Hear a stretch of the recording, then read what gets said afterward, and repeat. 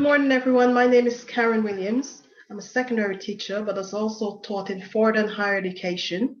During my teaching career to date, I have been a key stage coordinator, head of department, mentored NQTs, and also had responsibility for data and tracking.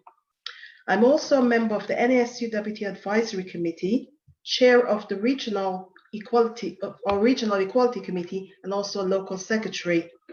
In this session, we will be addressing the following questions. Is there a problem with what we teach? Why not just slavery? I'm absolutely delighted to have Dr. Sheryllynne Haggerty, Andrea Welter, and Brother Naya Imara on the panel with us. I would like to introduce our first speaker, Dr. Sheryllynne Haggerty. She's a She's a Reed and Associate Professor in Economics and Business History at the University of Nottingham. Her research focuses on the 18th century British Atlantic world, and especially trading communities and business culture. She's the author of Merely for Money, Business Culture in British Atlantic 1750 to 1815.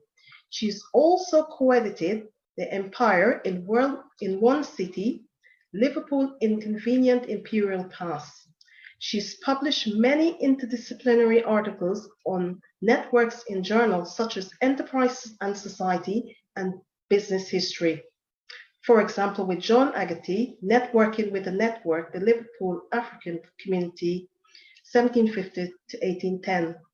Other examples of her work, which is also relevant to this workshop, is Miss Fan Can Tongue Her Hang, Female Traders in 18th Century British American Atlantic Port Cities, and also Risk and Risk Management in the Liverpool Slave Trade. Our latest project is the AHRC funded book, Ordinary People, Ordinary Lives, Living the British Empire in Jamaica, 1756. She's also the director of the Institute of Study of Slavery. We're very fortunate to have her with us and look forward to what she has to say. And we'll have some questions at the end. Thank you very much, Sheryllynne. Thank you. Thank you. Can you see me?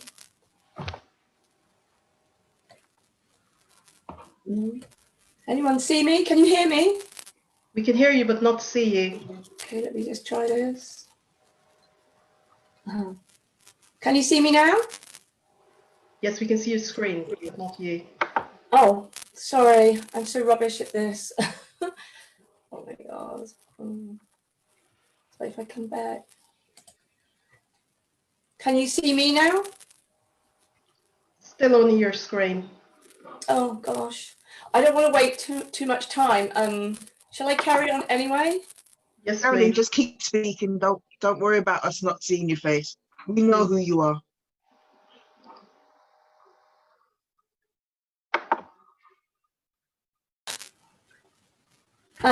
Can you see me now? Yes, thank you. Thank you so much. Thank you, Karen, for that lovely introduction, and thank you so much to Michelle for inviting me onto this panel. I'm already learning so much, so thank you very much. I want to do two things, if I may, today. This is a very practical talk, so I want to talk about some of the curriculum changes that we're trying to make at Nottingham University. And here I should say that I'm a historian, and I feel like a bit of an imposter because I'm definitely not an activist in this area, and I would say I'm more of a follower and I'm still really learning. So please bear with me. The second thing I'd like to do is just raise an issue about who gets involved in these issues about decolonising the curriculum. So as I said, I feel like a bit of an imposter here today, as I said, because I'm not really an activist and I'm still really learning about this myself. And so what I'm going to talk about, I'd really like to thank in advance some of my great colleagues who mostly are quite junior, and that's something I want to raise very briefly later. Oni Gus, Sarah Holland, Tariki Mazan, Uditi Sen and Claire Taylor, who are doing the real forward-going work in my Department of History at Nottingham. And so I'm going to comment generally on what I think is going on in our history department, but all errors are mine alone. So I think it's really important, this thing about not just slavery and the title for this. I was actually mentioning to a couple of my friends and colleagues who are already historians about the panel today. And you know, this is often, you know, the response we get, you know, is when you say, what are you doing about decolonising the curriculum? How can you get involved? Well, I don't do slavery and I don't do empire. And you're like, it's not just about that. And just, of course, when you're talking about slavery and the slave trade, heavily inverted commas there. And also I'm very aware that my own research is on the slave trade and slavery as well. But I sort of think we've got a lot more to do, a lot of work to do about education, about what decolonising the curriculum means. So what I'm covering is not saying what is right or wrong, it's just how I understand what we're trying to do at Nottingham. I'm going to concentrate on the 2 first-year core modules that we have. And I saw in the comments about, you know, things are, some things are not elective, you have to take them. And both of these modules that I'm talking about, first-year students have to take all of them, and joint honours have to take our skills, if you want to call it that module, learning history. So I'm an obviously an early modernist, so I'm only going to talk about the early modern core, which is from Reformation to Revolution, it's called, which may give you some clue as to what is originally covered by that module. And my colleague Sarah Holland is doing great work on this. And so, but it's a really, like someone else just mentioned it, about a work in progress. So yes, we've got material on race, we have got stuff on slavery, and we have got on empire. But we are trying now to get new lectures, and last year was a big change in what we covered in that module, thinking about, you know, different, like talking about India, about Africa, about Ottoman Empire, and also about issues about class, indigenous peoples, gender as well, and also even disabilities, you know. So I think this is much a story of not just slavery, but about perhaps diversity and inclusion as well. And I guess in terms what we're trying to do, all as a history department, everything is derived from primary sources. And so I think what certainly I'm trying to do is think about what Marissa Fuente has called sort of going against the traditional archive and reading across that archive in a different way. And in terms of thinking about getting elite white men involved as much as anything, this sort of, it's quite a pragmatic, I think, this is what I take on it, you know, way of putting things forward to try and get more diversity and to get people to change what's in the curriculum, and not to be able to go, hey, I do, you know, I don't do slavery and empire, so it's nothing to do with me. And I just wanted to mention about the reason why I mentioned about these juniors, that they're junior staff, is not to belittle them in any way, but just to raise the issue that often junior staff are put in charge of these first year team taught modules, where they're in a, you know, difficult position of trying to get senior white male professors, amongst others, on board with this project. And, you know, it puts them in a difficult position straight away, I think. So I mentioned about primary sources as well. And even though, so in my slave trade module that I teach, which is a year-long module, I have tried to think about, okay, even if my primary sources are written by white people, which they often are, it's getting to recognise that and getting to recognise that this is, you know, a specific view on history written by Black people, written about Black people, South Asian people, etc. And even down to perhaps, you know, what is, you know, the curriculum is, even if you don't feel there's you know, that you can do a sort of Black perspective or an Asian perspective, to at least get some female Black South Asian or Southeast Asian authors, you know, at least on, you know. So I think this is, as I say, I think sometimes we have to take a pragmatic view to get people comfortable and get them on board without giving them a sort of like, that's nothing to do with me attitude. And the other core module that we have really overhauled over many years, it's had many iterations, is our core module, Learning History. And in this still needs some updating, but I think we have made a good try, at least in trying to think about the history from below, Marxist history, gender history, religious history, not just obviously Christian history, social and economic, post-colonial, etc. And we've got a public history research and report as well, which does allow people to really step outside the normal, in inverted commas, academic box. And I don't know about the other people who are university lecturers on this, but we've been getting a lot of writing asking about doing dissertations next year as a result of the Black Lives Matters recent interest in that, even though a lot of you and myself have been going on about this history for a long time. And I hope that it's not just a flash in the pan. I hope that these students are still interested next year. I won't say too much about this because I know there's a whole panel on it, but I did write it down before I saw what panel 3 was going to be. And who is standing in front of the class? Who are the non-white Anglo-Saxons for people, non-white people to look up to? I just wanted to mention that I was aware of that as well, but I'll leave it to panel 3. So my last point, I've nearly finished, sorry, I forgot to look at my clock before I started, is that when Michelle wrote to me, she also mentioned about my work with the Economic History Society, and I ran a workshop on decolonising their curriculum. And when I first started talking about this with people, I was quite alarmed that someone said, but isn't Oxford already doing that?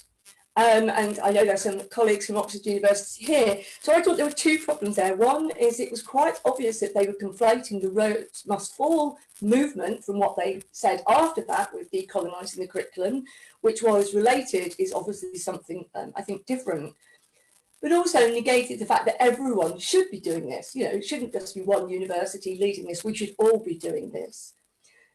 But also at the workshop itself, we did have all genders there. We had people at different career stages there and of many colours and many ages. Although I was the oldest white person there, and it was really noticeable that there were no older white men there at all. And from my perspective, these are some of the people that need to learn the most, but are often resistant to this. And so my question as well was, how do we get people who are, at the top of the white privilege tree to get involved and understand that this movement is about them as well? Thank you very much.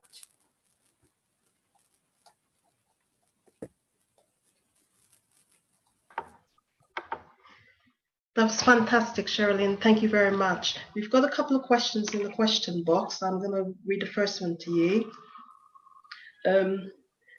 This is from a history teacher, and basically she says teachers feel uncomfortable teaching any other topic other than World War II, the suffragettes. How can we actually change this? Well, it is sometimes quite awkward. I mean, in my first year lecture, I do mention we've got this lecture, on the rise of the West type thing, and I mention in there about, the slave trade and stuff, and it often gets challenged. It is difficult, and I don't know if you mean uncomfortable with the students or whether you mean uncomfortable with other staff. But the way I do it is to talk about this is a difficult past. For me personally, I do, and I've seen some of the comments as well there, that it is important to teach this history and not to avoid it, but it is sometimes uncomfortable to talk about it. And at times, I have to admit, I have felt uncomfortable when I know there are people of colour in the classroom. How do they think about what I'm saying and everything? And I think the only thing you have to do is say this is uncomfortable, to remind the students that you might use terms that people find offensive and put them in. And I know some people don't like using any terms at all. I only do use them when they are mentioned in primary sources. But we talk about this and use this uncomfortable past to think about this uncomfortableness about people teaching this material, to say we need to discuss this. And what I hope from that is my students will, who are at University of Nottingham in history, there are about 90 to 95% white students, is to at least get them so that they're comfortable to talk about this stuff with other people. Because I personally, I believe that only by talking about this can we break down those barriers. So that's the way I do it, is I just sort of completely own that some people will find this uncomfortable and that we need to talk about it. Thank you. There's also a second question about would it be possible for a university to share resources about decolonisation so that teachers can sort of adapt that in primary and secondary teaching? I don't know if you want to comment on that. Why not? Why we can't have these discussions, you know? And I mean, we are still going through that process, and that's another comment. You know, it's a process, and some people in the department are still resistant, and that's why I mentioned like junior colleagues are leading the way. But sometimes it's very difficult for them to be heard, you know, and not to be taken seriously, but you know, they can't sort of. They might feel uncomfortable, you know, themselves. And some of the people I've mentioned, you know, are of colour, and maybe they feel uncomfortable trying to, as a junior person, speaking to a senior white professor, like, you should be doing this. But I think we haven't got any resources, as far as I know. But if the person who asked the question would like to email me, I will see. I think this is something university should be thinking about. You know, we should be sharing resources about how we are tackling this. I don't think we've got resources that we could send out, but certainly I'm sure that my colleagues, and certainly I can speak for myself, would be happy to discuss ways in which we're doing that. Thank you so much for answering those questions. Thank you, Sheryllynne. Thank you very much. We'll now move on to the second speaker. I'm now pleased to welcome our second speaker, Andrea Welter. Andrea is an experienced senior leader currently working as a primary assistant head teacher in the West Midlands, making up a part of 1% of BME lead. Andrea started as a supply and now assistant head teacher. Her 20-year journey has included being a subject teacher specializing in religious education, NQT, RQT, year leader, curriculum leader, school governor, and senior teacher. Andrea's skill set includes sharing good practice, highlighting diversity, being a year 6 specialist, disseminating key and sometimes difficult messages to pupils in an age-appropriate manner. In her role, she also develops opportunity for pupils and staff, plus organizing events. She's a mentor to newly qualified teachers and other aspiring leaders, a key stage to moderator of writing, and also a keen networker. Although the Black country is a diverse area, the leadership team in many schools, primary and secondary, are not, and this is an area Andrea would like to see improve. Andrea is involved in policies and has a wealth of experience with public speaking, holding a seat on the TUC Race Relation Committee. She has been a member of the NABSS BME Advisory Committee for several years. Andrea is also talented in the arts, but tend to keep this extremely quiet. She's a grade 8 on the organ and a grade 5 on clarinet. We are really excited to hear what Andrea has to say, and we will again take some questions at the end. Thank you, Andrea. Thank you, Karen, and good morning to everyone. The government tasks schools to deliver a broad and balanced curriculum, and at the moment, cultural capital is one of the buzz phrases. However, how can a school be rated good or outstanding if it does not promote a curriculum which includes Black history? And by Black, I mean non-white. The contributions of Black people and global issues cannot be denied. Instead, we find ourselves with a curriculum that focuses on the oppression of Black and minorities. And is this not narrow? And does this not give the starting position of weakness? I myself started to learn in depth about Black history from the age of about 16, when my dad bought me 2 books, a pre-emancipation of the West Indies and a post-emancipation of the West Indies. I know that we realise, but I think a lot of people don't, that Black history started before slavery. So what about Black history before the 1600s, the Black Romans, Tudors, the Moors? There were civilizations in Egypt, there was the Ashanti Empire, the Benin Empire, the Ethiopian Empire, Songhai Empire, and the Mali Empire, with Mansa, the richest man in history.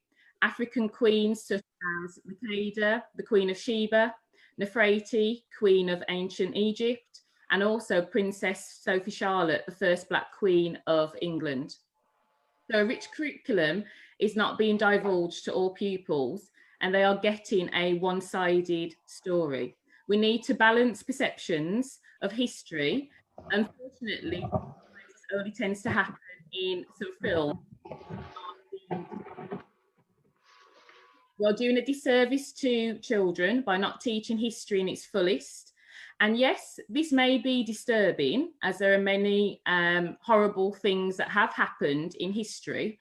But if we don't know where we are coming from, then how can we know where we are going? Currently, we're hearing about the focus in September about being repair, the lost learning that's happened due to the COVID-19. But my worry with that is that we've already been through a narrowing of the curriculum, and subjects such as art, MFL, DT, PE have been reduced or removed completely from timetables, with a focus on maths and English. But what about the artists and the linguists and the designers and the sports people of the future? Now, I will admit that years ago, I wasn't really a fan of Black History Month, as to me it tended to highlight celebrations for 1 month in October, but then November through to September, forgotten, and people could come out with lots of different rhetorics, often racist ones. But I've started to highlight over the last few years in my practice that yes, we celebrate Black History Month in October in the UK, but every day is Black history for me as a Black woman, and we can commemorate and celebrate the experiences of Black people at any time of the year. And it's looking for ways in which to do that with very tangible links. So the Black scientists, the Black writers, artists, mathematicians, inventors, find ways to link them, and in core subjects such as English, maths and science. What's important is sharing a wealth of experiences, not just focusing on Nelson Mandela or Martin Luther King Jr. or Rosa Parks, although phenomenal, but showcasing Mansa Musa, Ira Aldridge, who I admit I only found out about a few years ago, Shirley Chisholm, Black British academics, historians, some of who we've heard from in panel 1. I myself am still learning.